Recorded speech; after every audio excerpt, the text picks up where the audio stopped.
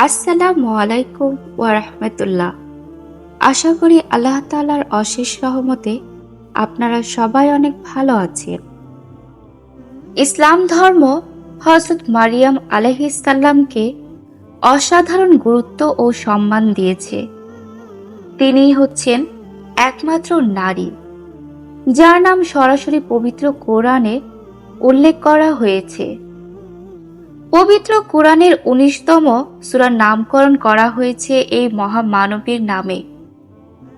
ইনজিল বা বাইবেলের চেয়েও এই নাম পবিত্র কোরআনে বেশি এসেছে।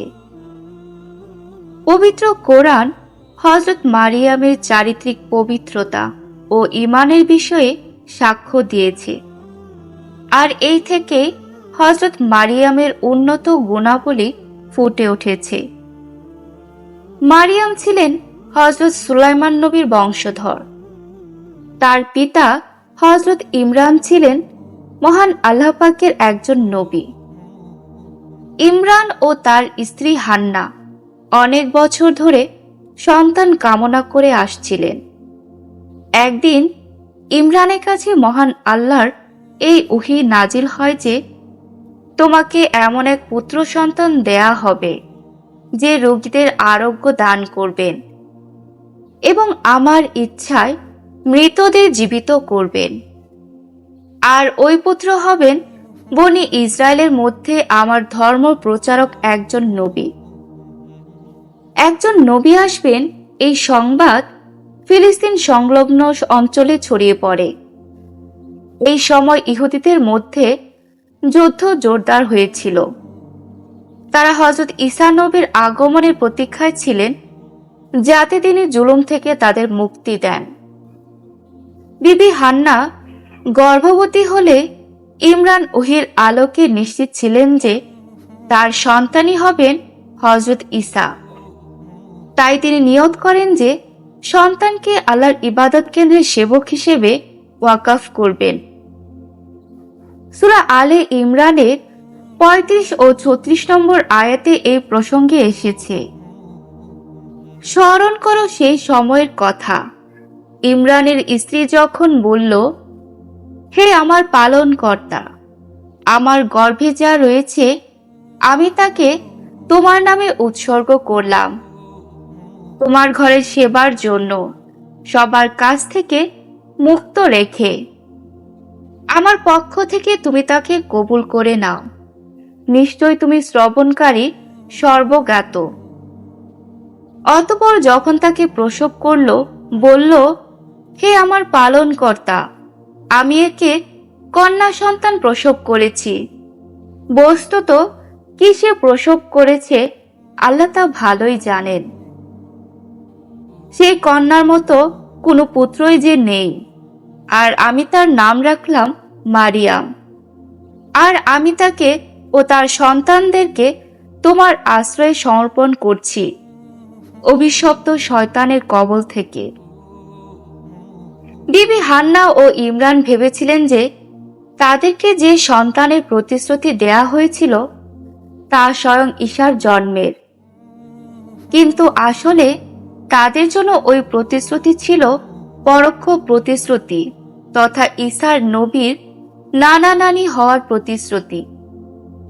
আল্লাহ চেয়েছিলেন মারিয়ামের মতো যোগ্য নারী ঈসা নবীর মা হিসেবে জন্ম নিয়ে মহান ঈসার জন্মের পটভূমি তৈরি করবেন। এই আয়াত থেকে এটাও বোঝা যায় যে কেবল পুত্রই যে বংশধারা রক্ষা করে তা নয়, কন্যাও তার পিতার বংশধারা রক্ষা করতে পারে। যেমন ইমাম হাসান ও হুসাইনকে রাসূলের বংশধর ও রাসূল সাল্লাল্লাহু আলাইহিস সাল্লামের সন্তান হিসেবে উল্লেখ করা হয়। হান্না তার কন্যা সন্তান হওয়ায় ঘাবড়ে যান। সেই যুগে ইবাদত কেন্দ্রের সেবক হিসেবে কন্যা সন্তানকে নিয়োগ দেওয়ার প্রচলন ছিল না।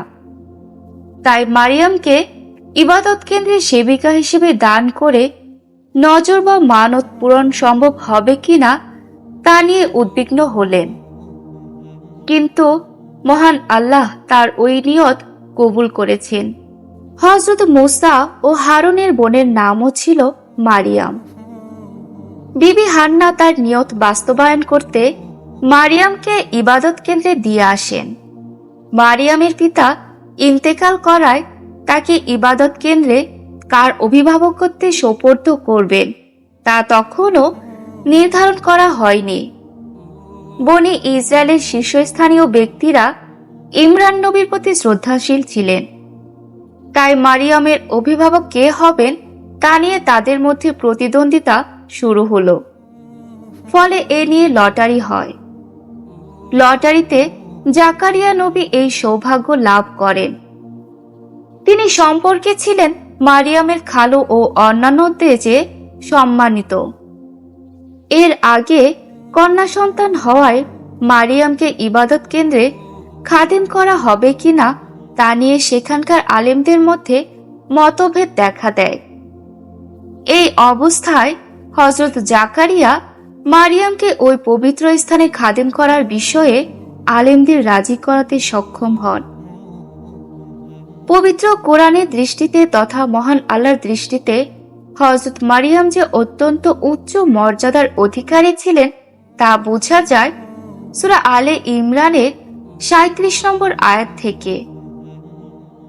এই আয়াতে মহান আল্লাহ তাআলা বলেছেন, অতঃপর তার পালনকর্তা তাকে উত্তমভাবে গ্রহণ করে নিলেন এবং তাকে প্রবৃত্তি দান করলেন, অত্যন্ত সুন্দর প্রবৃত্তি, আর তাকে জাকারিয়া তত্ত্বাবধানে সমর্পণ করলেন। অর্থাৎ মহান আল্লাহ নিজেই মারিয়ামকে লালন পালনের ভার নেওয়ার কথা ঘোষণা করেছেন। তিনি তাকে অসাধারণ উন্নতি দানের কথাও উল্লেখ করেছেন। আসলে এসব কারণে হযরত মারিয়াম আলাইহিসসালাম ইতিহাসের সেরা 4 নারীর একজন।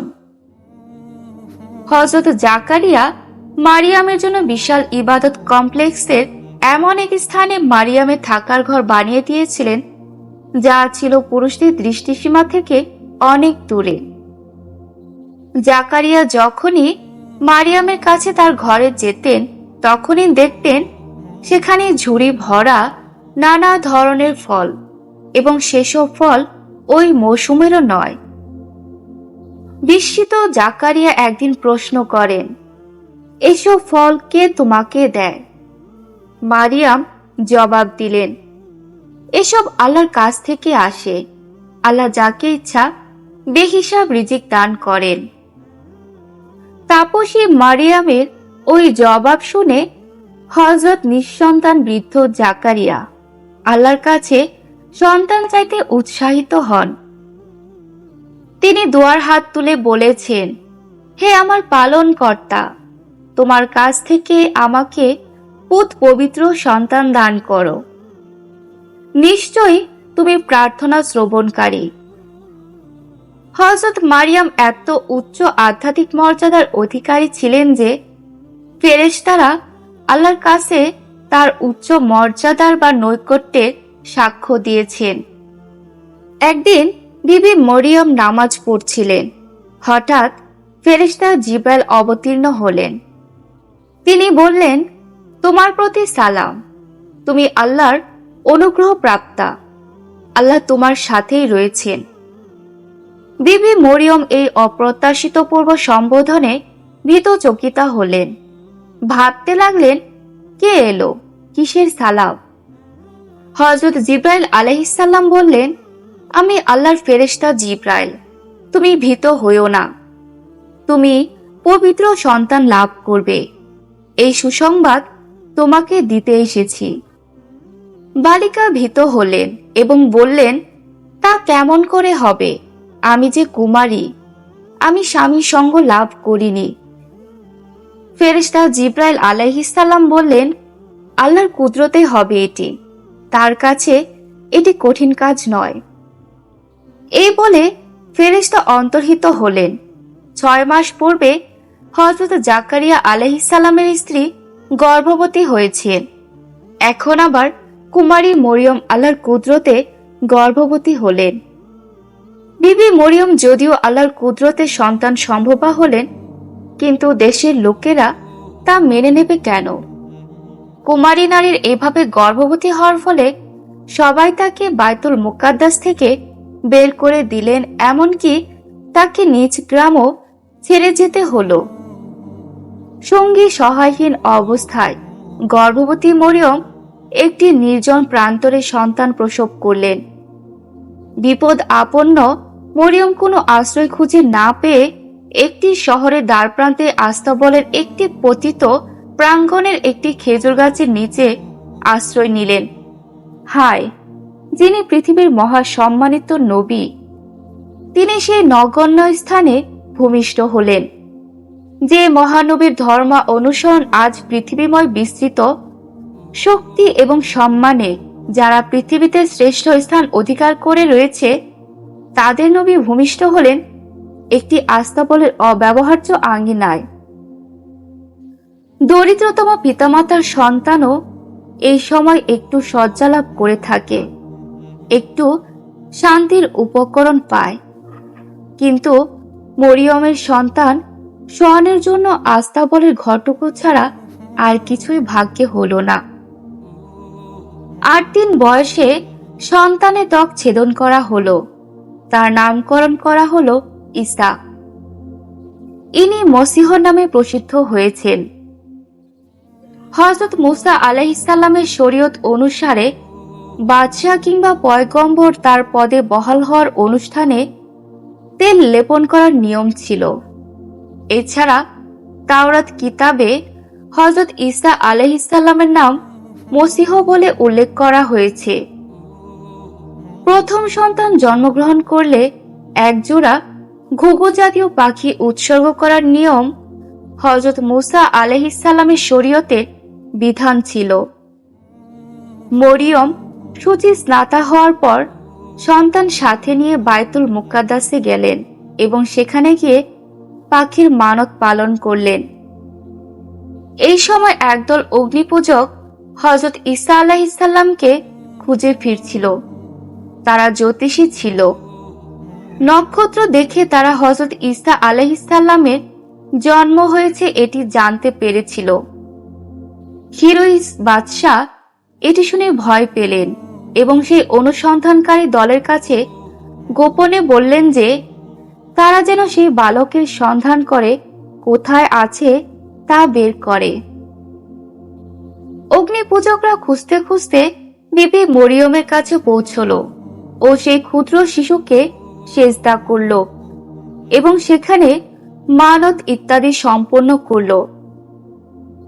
রাতে তারা স্বপ্নে দেখল তাদের হিরোইসের কাছে ফিরে যেতে নিষেধ করা হয়েছে, কেননা হিরোইস তার জীবনের শত্রু।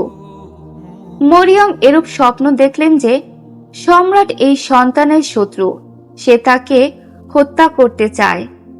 সে যেন শিশুকে নিয়ে মিশরে চলে যায়। জ্যোতিষীরা সম্রাটের কাছে আর ফিরে গেল না। এতে বাদশাহ ভয়ানক রাগ হলো। সে হুকুম করল যে বাইতুল্লাহ এবং এর আশেপাশের সকল বস্তির সন্তানদের যেন হত্যা করে ফেলা হয়। ইতিপূর্বে মরিয়ম তার সন্তান নিয়ে মিশরে রওনা হয়ে গিয়েছিলেন। হিরোইস যতদিন জীবিত ছিল ততদিন সন্তান নিয়ে তিনি মিশরে অবস্থান করলেন। হিরোইসের মৃত্যুর সংবাদ শোনার পর তিনি নিজ দেশ নাসেরায় চলে এলেন। সন্তান দিন দিন বড় হতে লাগল। বয়স বাড়ার সাথে সাথে ঈসার মধ্যে প্রখর জ্ঞান এবং তীক্ষ্ণ মেধাশক্তির পরিচয় ফুটে উঠল। আল্লাহর বিশেষ একটি অনুগ্রহ যে তার উপর রয়েছে দিন দিন তা প্রকাশ পেতে শুরু করল। ঈসার মাতা ঈসা আলাইহিস সালাম সহ প্রতি বছর ঈদের উৎসব ইয়েরুসালেমে যোগদান করতেন। ঈসার 12 বছর বয়সে ইয়েরুসালেমে বড় বড় জ্ঞানী এবং পণ্ডিত বর্গের সাথে ধর্ম বিষয়ে আলোচনা করতেন।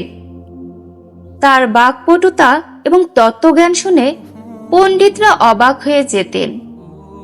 ক্রমান্বয়ে হযরত ঈসা আধ্যাত্মিক জ্ঞানের পূর্ণতা লাভ করতে লাগলেন।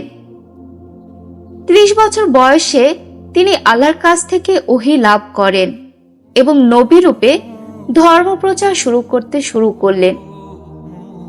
হযরত ইয়াহিয়া বিবি মরিয়মের খালাতো ভাই হতেন।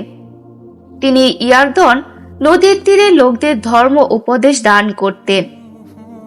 হযরত ঈসা আলাইহিসসালাম সেখানে গিয়ে ওয়াজ করতে শুরু করেন। ওহী আসা শুরু করার পর থেকে ইনজিল কিতাব অবতীর্ণ হতে থাকে।